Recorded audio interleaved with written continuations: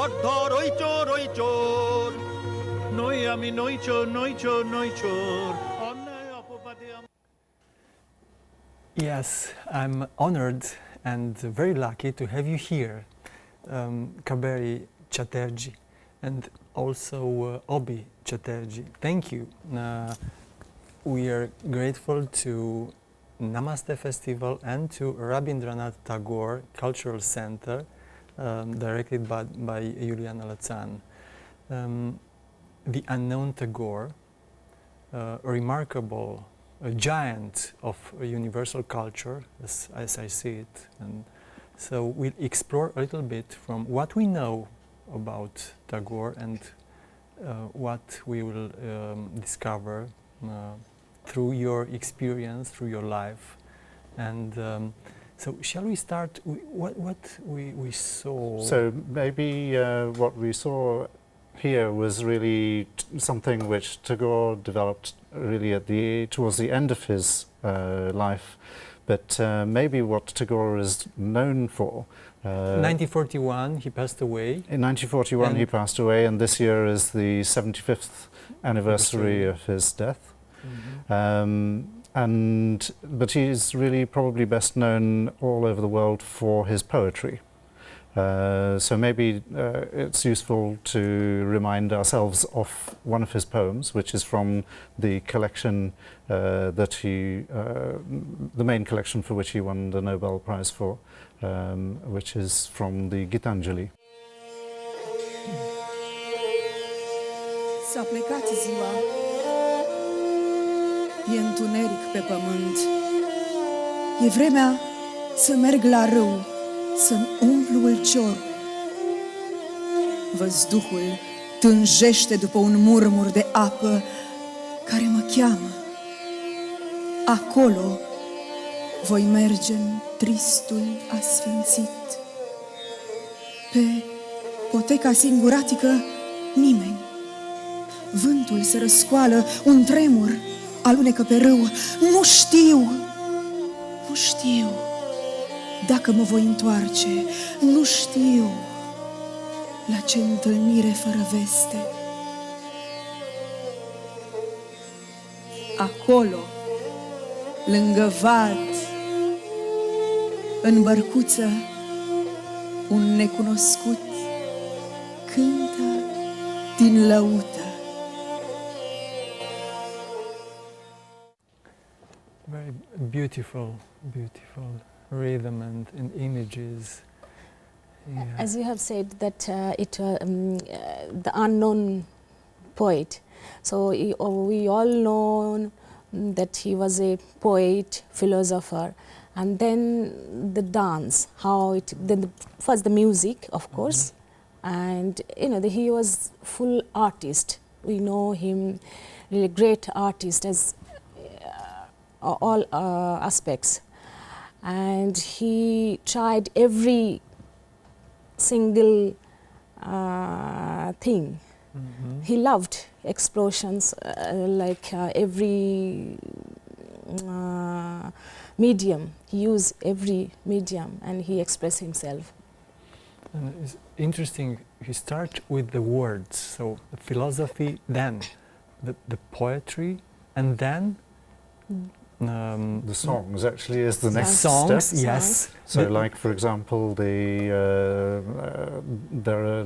he wrote somewhere over 2,200 songs. One of which is the national anthem of India, and another is the national anthem of Bangladesh. Yes. And also the national anthem of Sri Lanka was also inspired. Influenced. This is a very strange question, but I know that in a conference you sung some excerpt of the very renowned song of that Tagore composed. If you remember, the children are learning that song.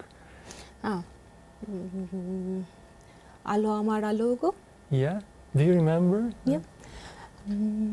Alo amar alo go, alo bhuban bhara, আলো নয়ন ধোয়া আমার আলো হৃদয় ভরা.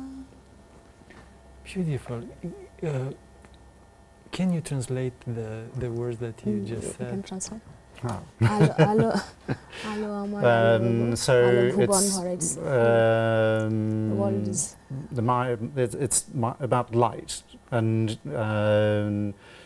it's addressing my light. So it's Alo Amar Alo Ogo, so oh my light. Alo, ভুবন ভরা. The word is it illuminates my life. yeah, that's Yes, this is the nature. It's Bhuvan is future actually. no, Bhuvan is world. World, yes, it illuminates my world. Yeah. My word. So Bhuvan. the light, we need light. Light. Yes, Yeah. and it's also it can be addressed at a person who then is filling our lives with light. So the song dimension, words plus music. Yes. And after we come to the dance, the body movement, the relation with the body.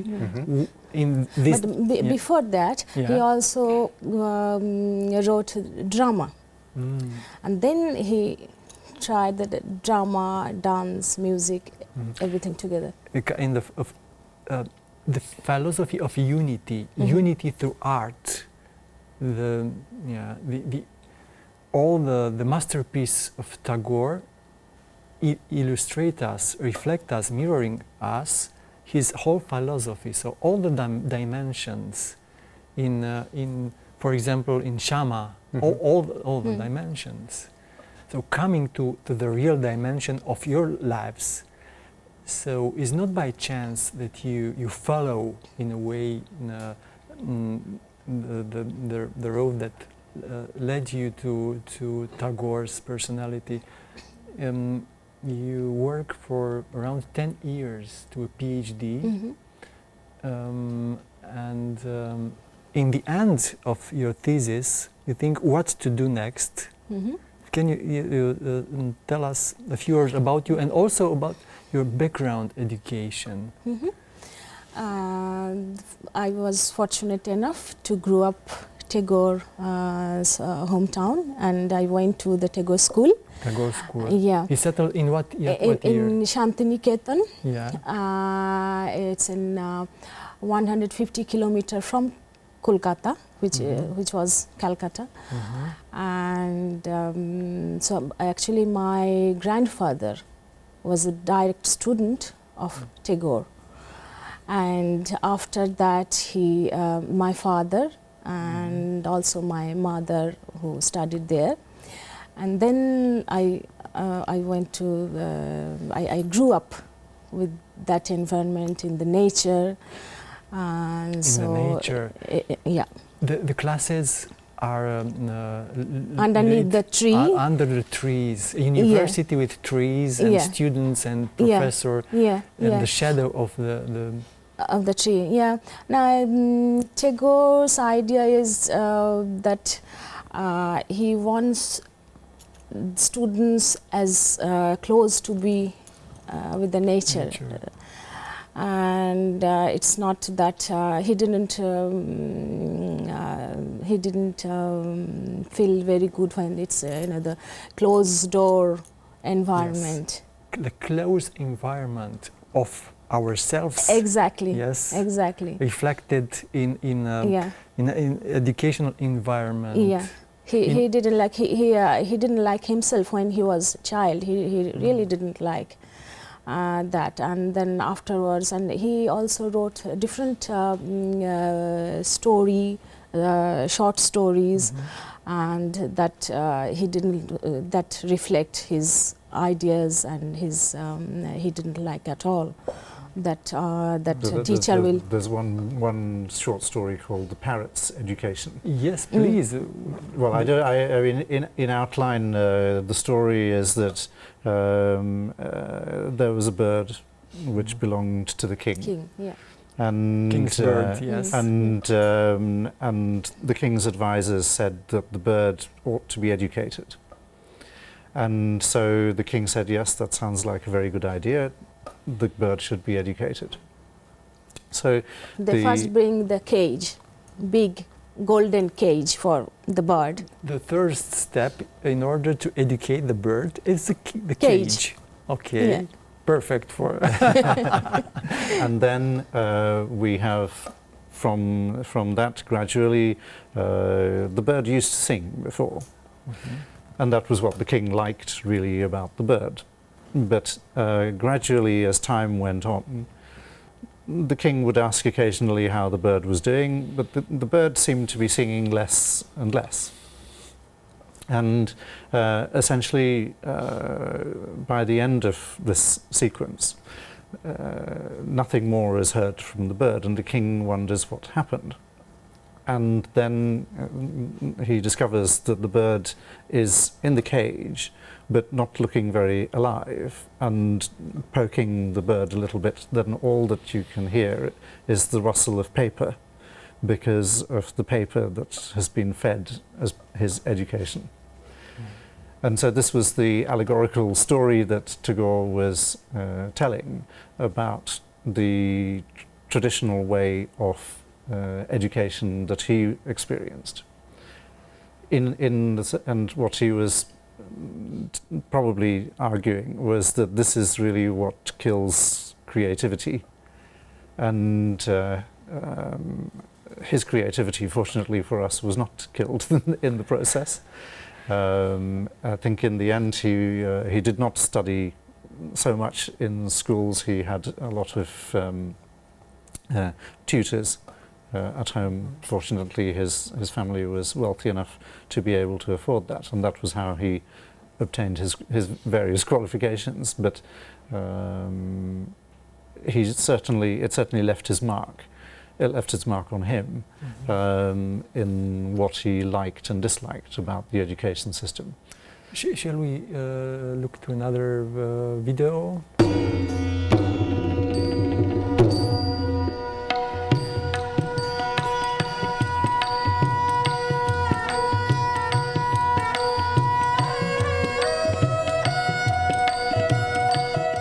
So what we have here? This is an excerpt from Chitrangada. It's the scene when Chitrangada first comes across Arjun. Chitrangada is a princess who essentially was brought up as a man. And of course, she feels herself falling in love. But then Tagore brings out this whole message about women's role in society. So Chitrangada was part of his campaign for women's emancipation. Even though he was not intended to try to campaign in a way, in a direct manner, but still his philosophia perennis, very important ideas about how we can live more happily, relationships between man and woman, and also, in fact, it's an entire system of thinking of diversity. So I myself, as I know myself, and the other one different from me, and how may I relate with him? Yes, and so his whole philosophy was really about humanism. Humanism. And so one of the other topics he chose for his dance dramas was about the caste system, which at that time was very prevalent, where you had untouchable people. Untouchable people, yeah. And so that was one of his other topics for the dance dramas.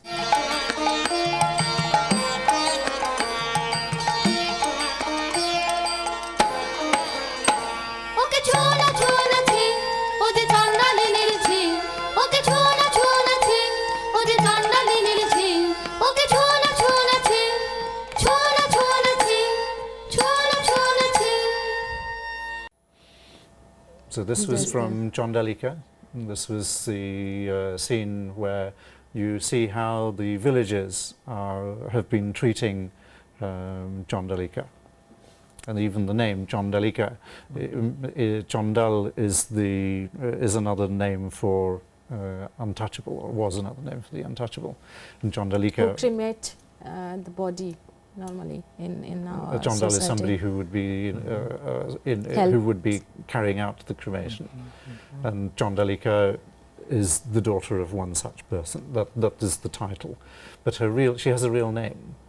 Her real name is Prakriti, and Prakriti means nature. Nature. From nature, from losing our real name through the process of education, arriving to be untouchable because we cover us with the stones and the dead stones of education. Yeah, and look at our hundreds and millions of people with in cages. Yeah, very, very important, I think, image. We have to reflect on it. I was thinking about this untouchable and why this world it's organized between touchable and untouchable.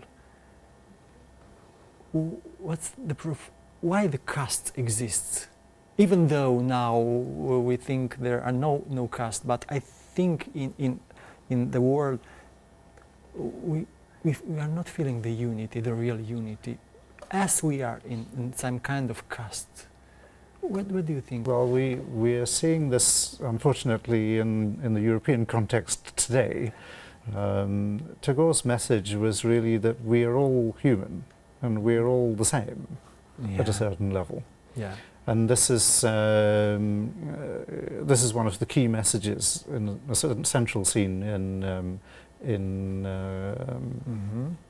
Chondalika. Yes, and the story of the Buddhist story about exactly. water. And so the Buddhist priest asks a girl who has been ostracized by her whole society for all of her life, and believes that she cannot be approached by anyone because she is an untouchable. And he, by asking her for some water, then breaks that barrier. And it's a life-changing experience for her. And we see this today as well in the lives of many people, where they get through certain barriers that used to exist, and we have the internet as well, which has led to a lot of barriers being broken. Whether you talk about social media, where individuals can connect directly with people who used to be in a different way untouchable because they were so far, they were stars and kind of almost unreal. But thanks to social media, people can be in direct contact with them now. Let's go to the dance dimension, so the language of the body. You studied a lot, and what would be the first important idea of Tagore's work in this dimension of dance? So, with what do you will wish to start explaining us the Tagore's perspective on the dance? Yeah. First of all, when it was 1920s, British rule, and then we don't have real dance from Bengal, and only the prostitute was associated with prostitution dance. Yeah, and so Tagore didn't feel very happy, and also it's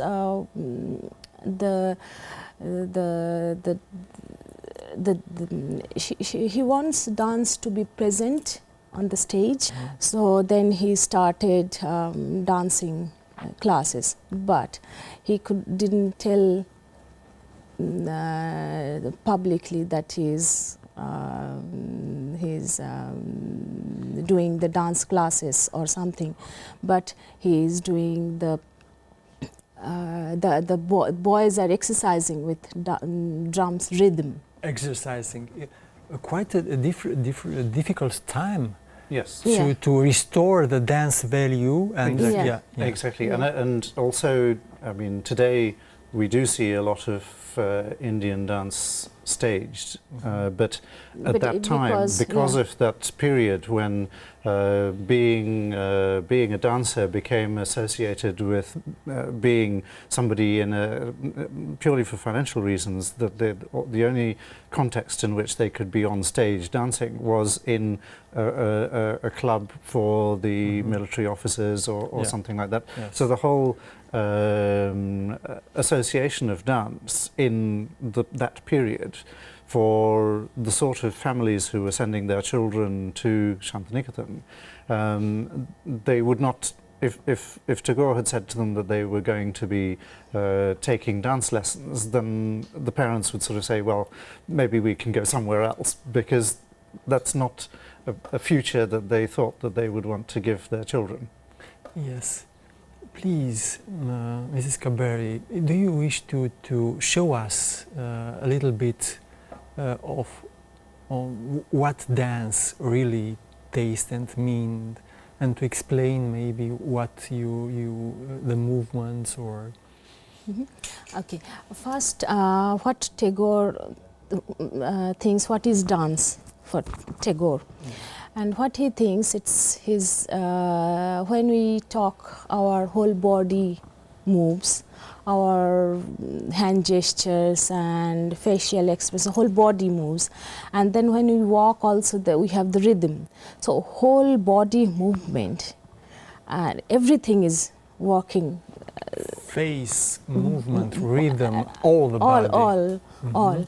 Then we call the dance. And also he was expressing dance as a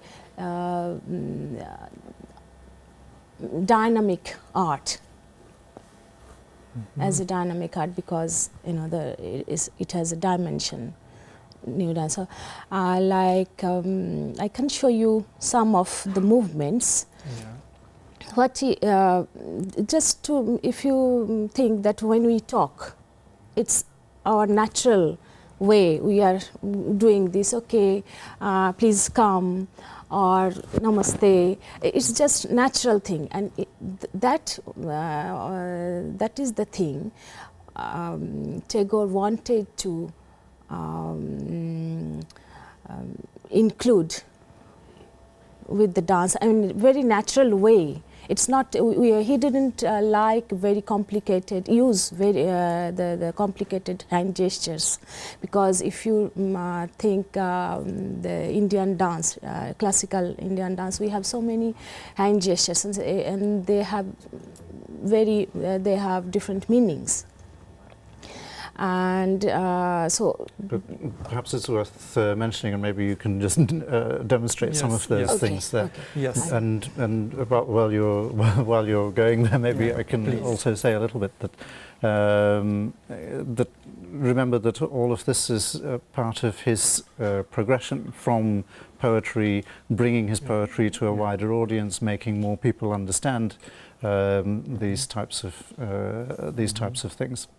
And so dance, he noticed, for example, from if you look at a little girl who's not able to speak, but nonetheless they can communicate through the whole body language. Yes. Please. I'll show you some first how Tagore took some different elements from different dance styles, and it's not he is just imitating, but when you create something, imitation is not fault, or it's not it's good, you know. We also imitate or we influenced Yes. by nature or by some personalities. So I don't think that it is not thing, very, yes. yeah, it is good that we can. So how Tagore influenced different dance styles different times.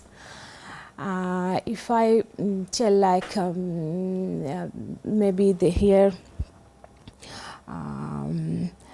first I'll show just one steps from the Manipuri dance, which is Indian classical dance, and how he took the create his own.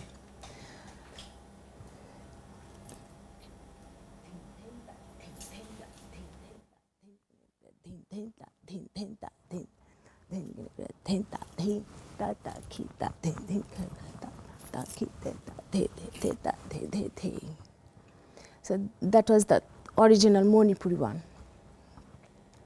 And then what Tagore did,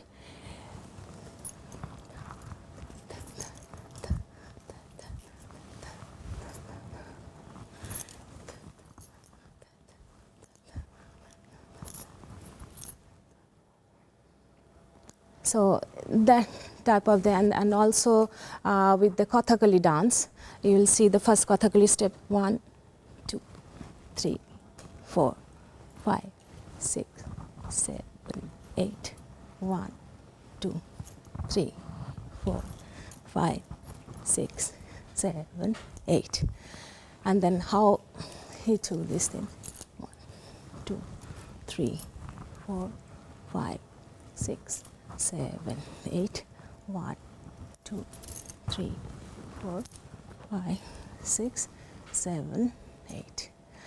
And one thing I should tell that he, how he did his music, he composed, he write his music, lyrics, and then he composed. But it's not the same way about the dance, because the students and also the teachers from his school who helped Tagore to make this dance things, and also, but the main idea, main thing, it was Tagore's.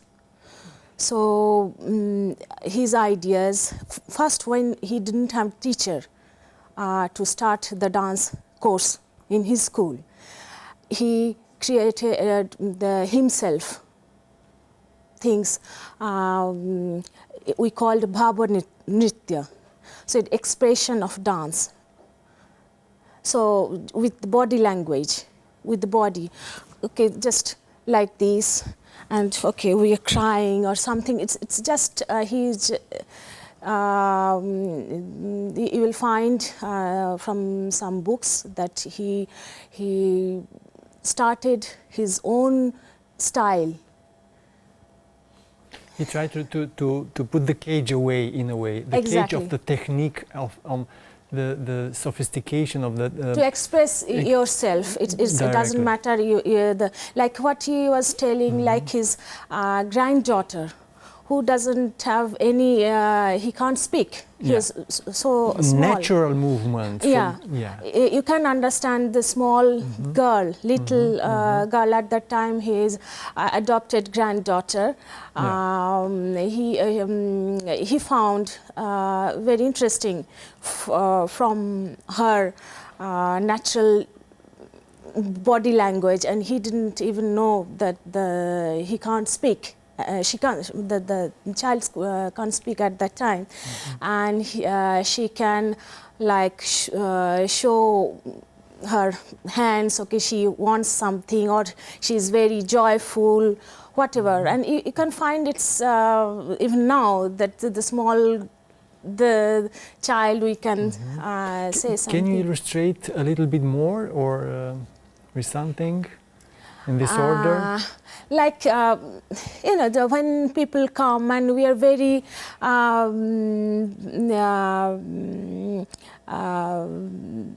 like welcoming people, and where we are feeling very joy, Yes. inner or out. Then we, oh, you came, oh, so lovely. And that this became expressions. a dance expression. Yeah, yeah. And then when you say like as you you were asking a little while ago that how what I was doing with when I was doing the Chandalika scene, and what I was doing, if I can explain. Please. And the thing was, I was taking because the Prakriti's mother said to me said to Prakriti to go to the, what you're doing, you are doing nothing, so you better to do some household work. So she took her the rope, he is doing the rope, and she put here, and one his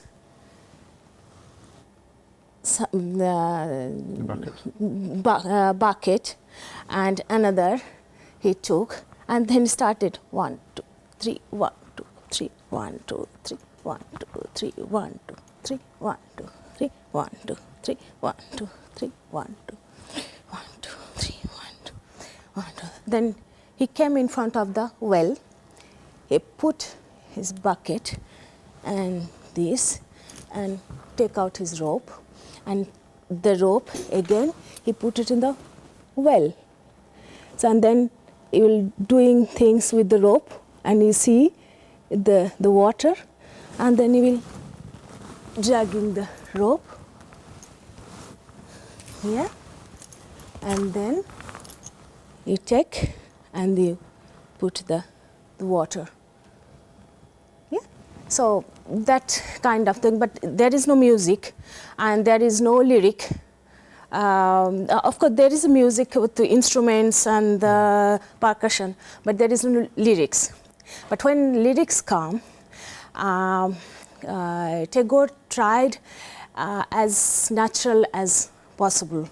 He discarded many things from all the different dance styles, and create his own very unique, his own dance styles. Thank you very much. Thank you. And allow me now to offer you a book from For You Publishing House, even though it's in Romanian.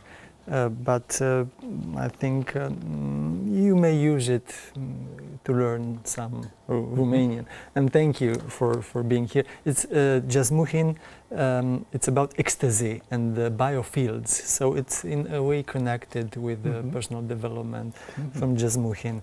Thank you. I was thinking, listening to you about the dance, Tagore's dance, the essence of dance, spontaneous and natural movement with no technical differentiation. So when you arrive to the basis, this is the place of unity. So no different styles, just the natural, all general humankind expression, direct expression. Am I wrong? Could you please explain? Yes, you said when I feel very joy. So there's no cultural bias, no cultural difference of emotion expression. No. We're all the same. Yeah. Yes. And that's precisely what Tagore was seeing, especially after he started traveling around the world after winning the Nobel Prize. Yeah. Then essentially what he could see is that the language, even of his music, was a kind of barrier. But dance is something which transcends cultural barriers. Shall we see another Yes, video? of course. So dance transcends all limitation, all cage limitations, barriers. Overcome the barriers. But provided it meets, he was looking for those elements which don't require a kind of a glossary. Taking the water and putting the water, beautiful, so simple movements, the water flowing. And maybe you have that clip from the film.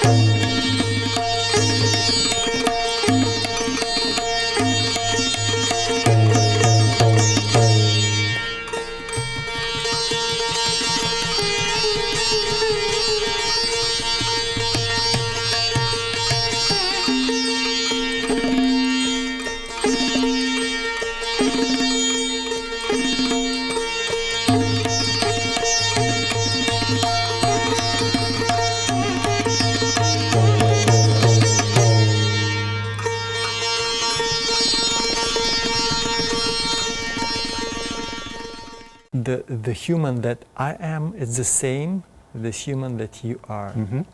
What a powerful, only in having this perspective, but realizing this, all the wars will be fluidly washed up. Yes.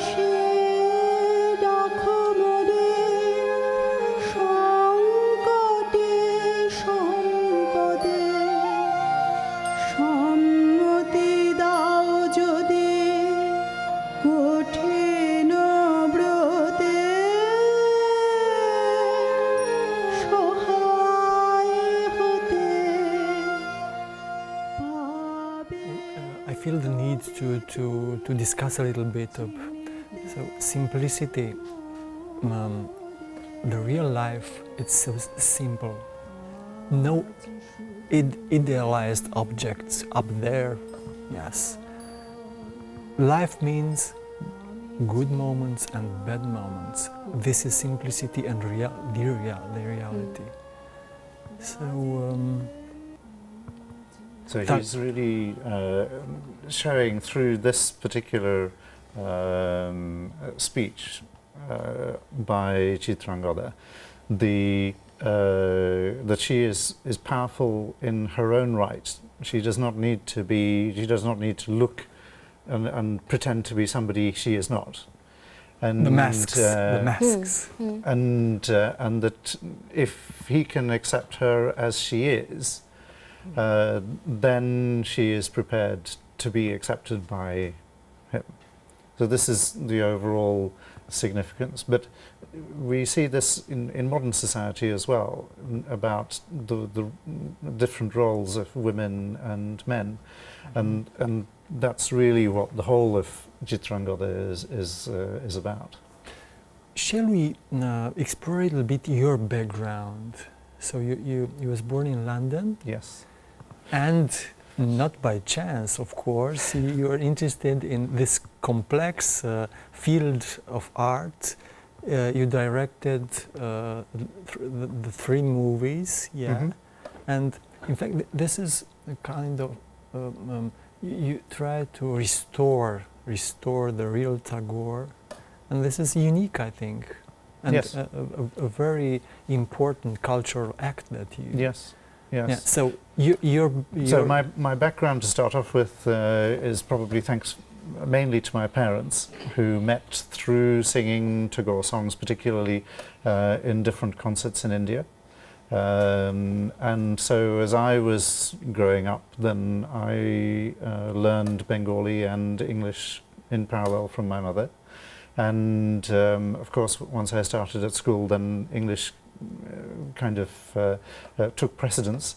But we would still carry on conversations at home in Bengali, and my weekends were more Bengali culturally oriented, because my parents were organizing concerts and events, and sometimes with some of the very well-known Bengali singers. You're also interested in interested. It's a bad word, not a appropriate word, but in a special traditional instrument. Yes, I play I play the tabla, which is the percussion instrument. And also in Western instruments I play the piano, and I at one stage did learn the violin. So you're a pianist, you're playing the piano. Yes, yes. So these are among different things which I do. So and he can sing as well. Yes. Yes, but maybe not today.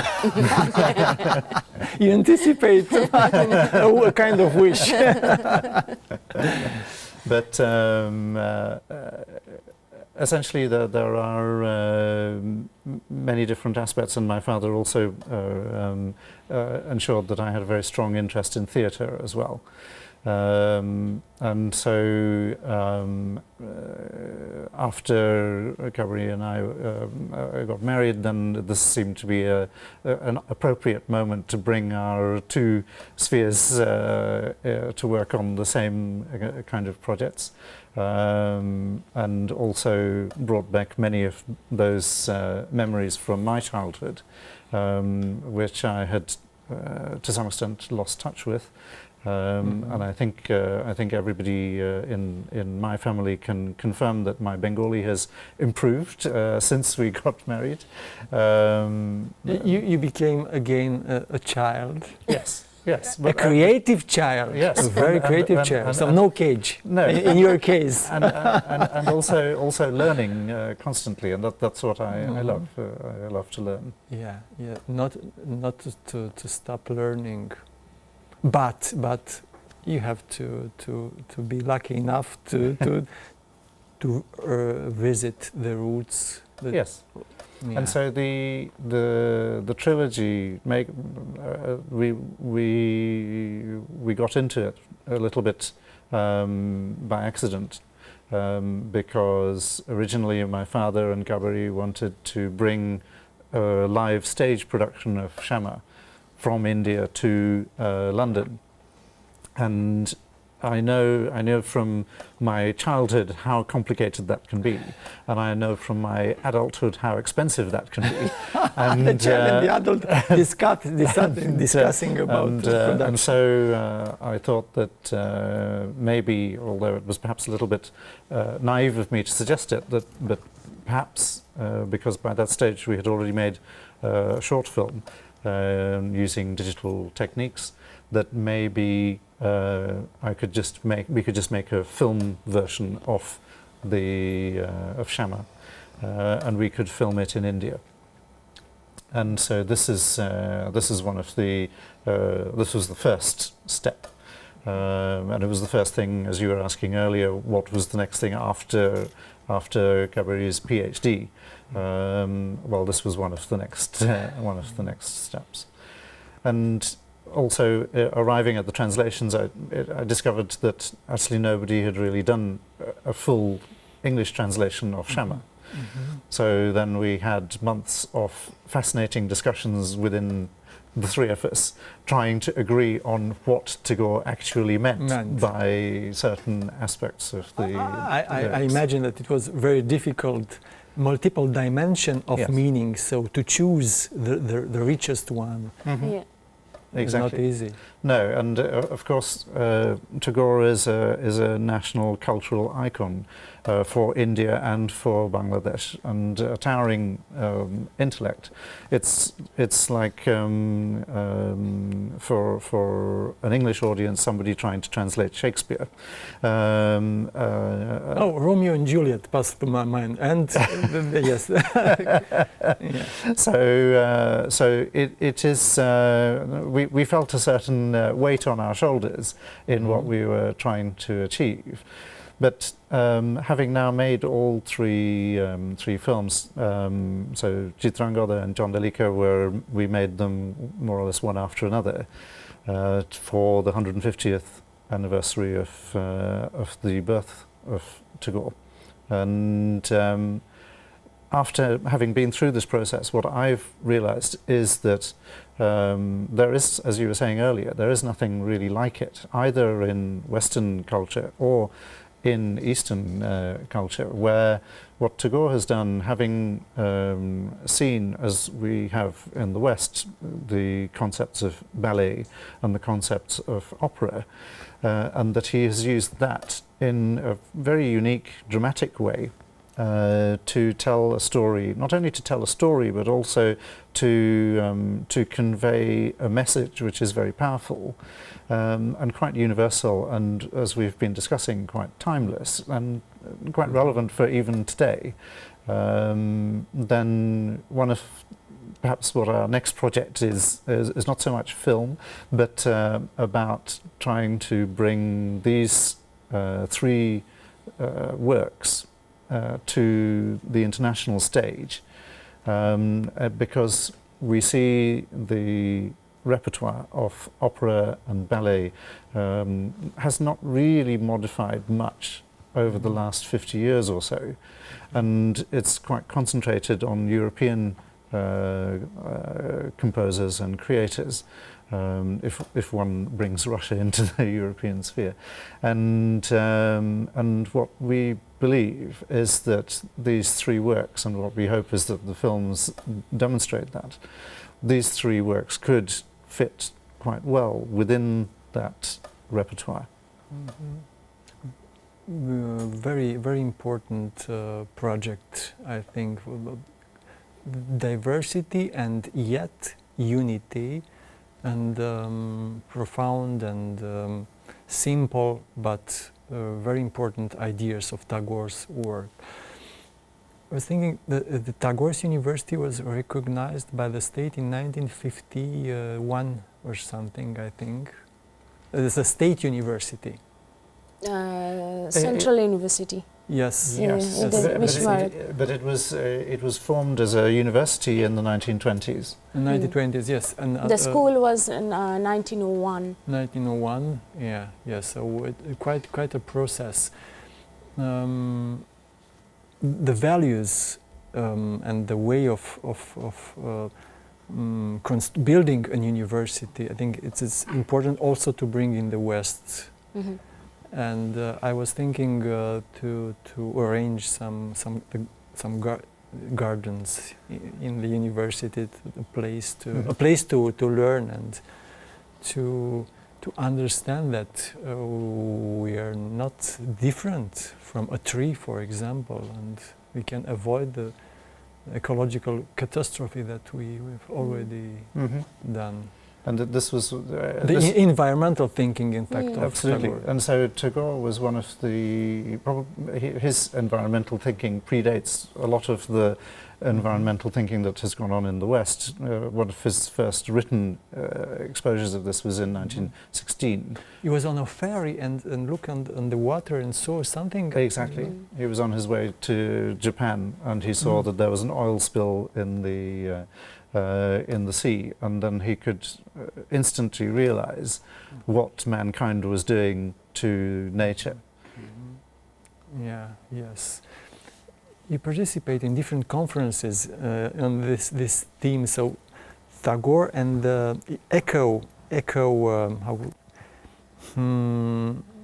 ecology in a way. So the first one, the oil and the nature.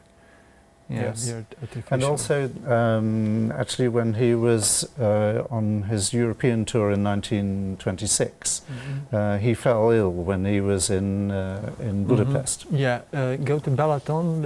Exactly. Balaton Fured, yeah. Yes, and so there, we a few years ago we had an interesting expedition to see why there was the promenade.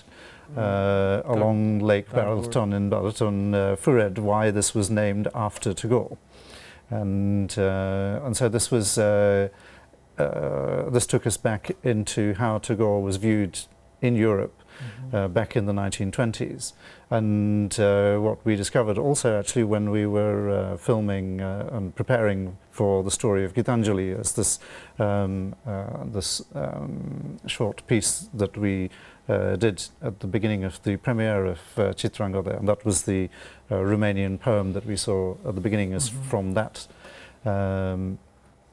Then all the different actors from their different countries, so we presented different poems from the Gitanjali, 13 different poems in each in a different European language.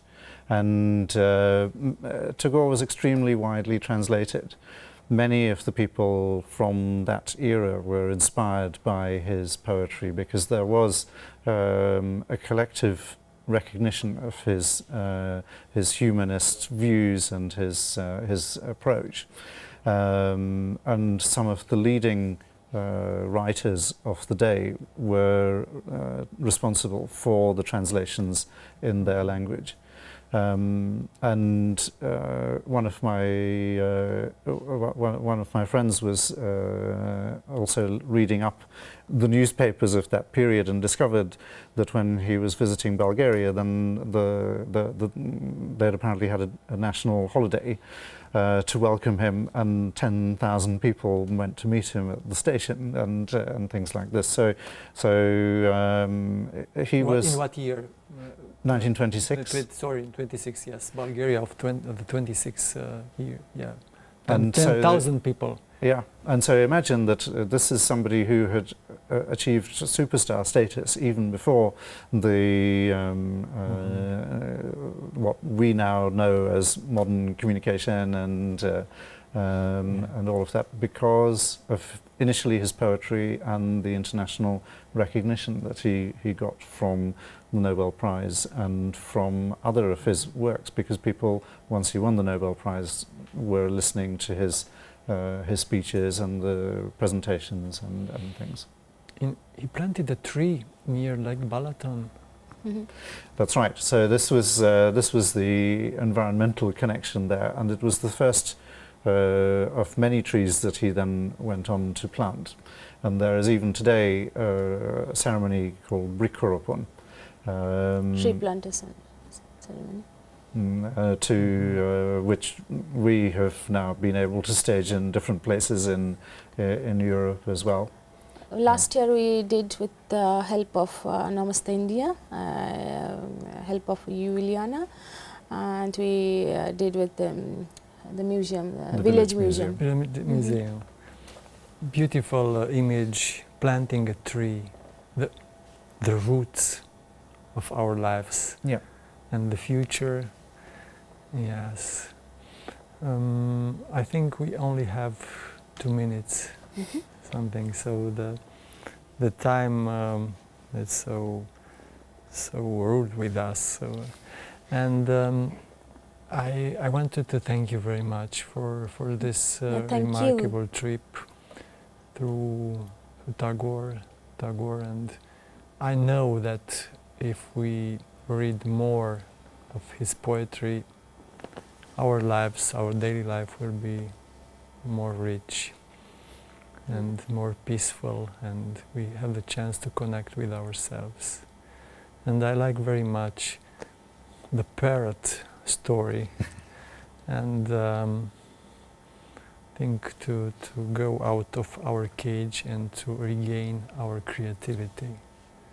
So if you please say a final word for our viewers, please.